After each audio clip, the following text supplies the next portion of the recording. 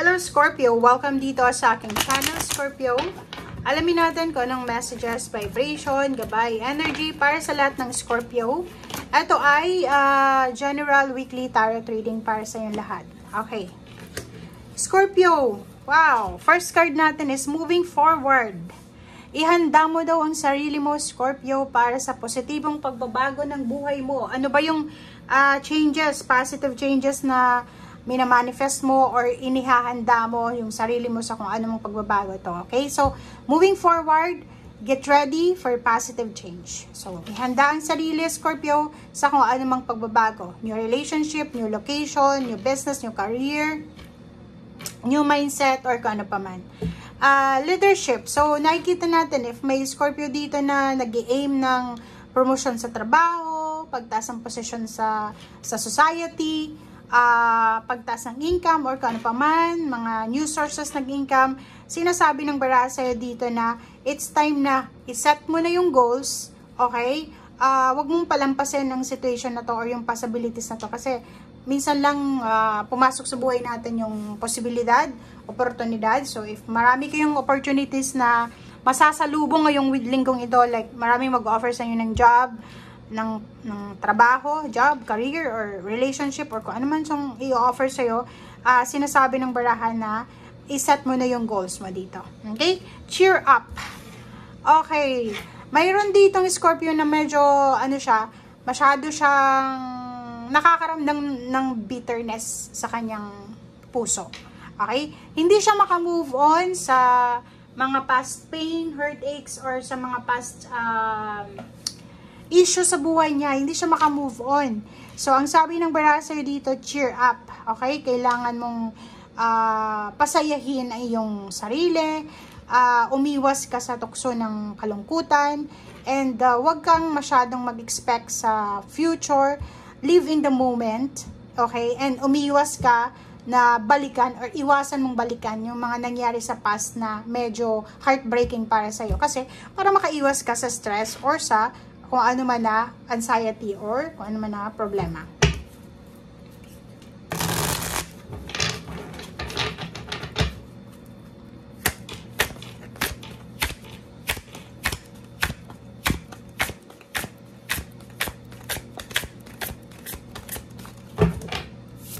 Okay. Scorpio, 2 of Autumn and Awakening. So, meron kang Hangman dito. So, yun. Etong moving forward na to, get ready for positive change, tsaka Hangman, number 12-3. Same lang yung energy nila. Na sinasabi sa'yo na kailangan ng pagbabago. Kailangan ng baguhin yung nangyayari sa paligid mo. Okay? Kung maaari, kailangan mo din na i-pause or itigil yung mga plano mo na hindi masyadong reliable. Okay? May mga unrealistic goals ka sa buhay, mga imaginary goals or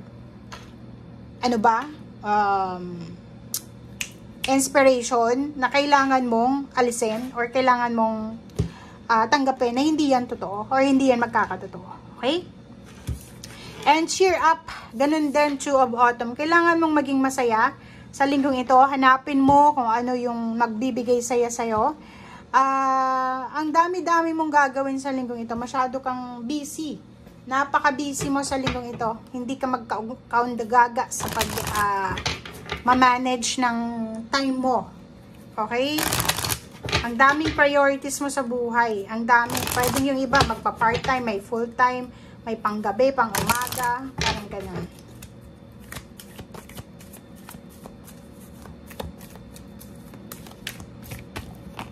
Okay, diba? Priorities. So, yun. Scorpio, kailangan mong iset yung sarili mo or yung priorities mo. Kailangan mong magdahan-dahan. Kasi masyado kang workaholic eh. Masyado kang mabilis gumawa ng aksyon. Masyado kang mabilis mag-isip. Pwedeng sobrang aggressive ka sa linggong ito. So, make sure na dahan-dahanin mo lang, okay? I-set mo yung goals mo for this week, yung priorities mo, pero sinasabi ng baraha, pwede mo naman na pagsabay-sabayan ang lahat, pero much better na yun na nga, iset mo yung priorities mo ngayon para hindi ka masyadong mapagod or ma-overwhelm ka sa linggong ito.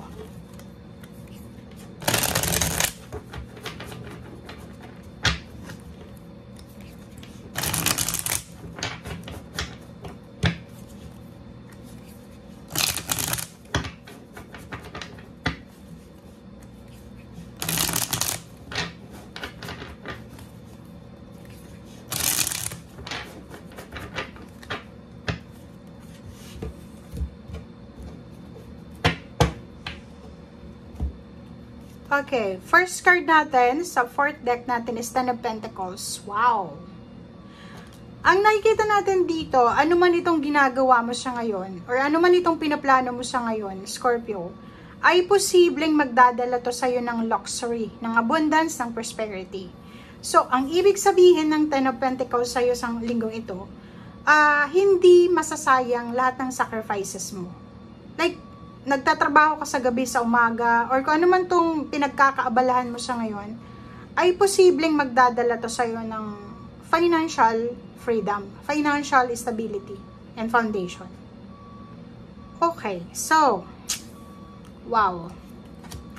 And at the same time, kung ano man itong matatanggap mong perang ito, or pagpapala, biyaya, syempre, magdadala to sa'yo ng peace and harmony. Kasi connected yun eh, di ba? Pag may problema ka sa pera, mamumroblema ka. Emotional. Kasi, di ba? Ganun eh, connected yun. May problema ka sa relationship, hindi ka makapagtrabaho. Parang ganun. So, yung ginagawa mo siya ngayon, parang sabay-sabay mong gagawing stable yung lahat sa buhay mo. Okay? Two of Swords. May iba sa inyo ditong kailangan magkaroon ng yun, priorities talaga sa buhay kasi ang dami-dami yung iniisip, ang dami-daming gumugulo sa isip nyo. Meron ditong future news na parating sa buhay mo na pwedeng magdala ng confusion. Pwedeng hindi ka makapag-desisyon sa balitang, pwedeng makarating sa'yo or iparating sa'yo. So, kailangan mong magpakatatag. Okay? So, ang nakikita ko dito, pwedeng trabaho yan. If ever may trabaho ka, pwedeng yung balita na matatanggap mo is medyo mababawasan yung trabaho mo. Siyempre, mababawasan din yung sweldo mo, parang ganon. Basta mayroon ditong changes. So, if ever man na may decision making kang gagawin, lakasan mo ang loob mo. Okay? Tanggapin mo kung ano yung decision making na gagawin mo or pwedeng yung company na pinagtatrabahuan mo, if ever man na example dito yung company or relationship. May mga changes sa buhay mo ngayon na kailangan na tanggapin, i-pause kung maaari. Kung halimbawa wala kang control sa situation, i-pause mo muna. Okay? So, dito sa ilalim is Five of Swords, diba? Ang Five of Swords kasi is tapos King of Cups. Sabi sa'yo dito ng Five of Swords, if feeling mo ginawa mo na yung best mo, feeling mo ginawa mo na yung lahat sa buhay mo na pagsasakripisyo, pagtsatsaga, pasensya, pero hindi mo pa rin nakukuha kung ano yung feeling mo deserve mo sa buhay, it's time to pause muna. Okay? I-pause mo muna yung sarili mo and doon ka muna mag-stick sa kung ano yung importante, sa priority mo. Okay? Thank you guys. Bye!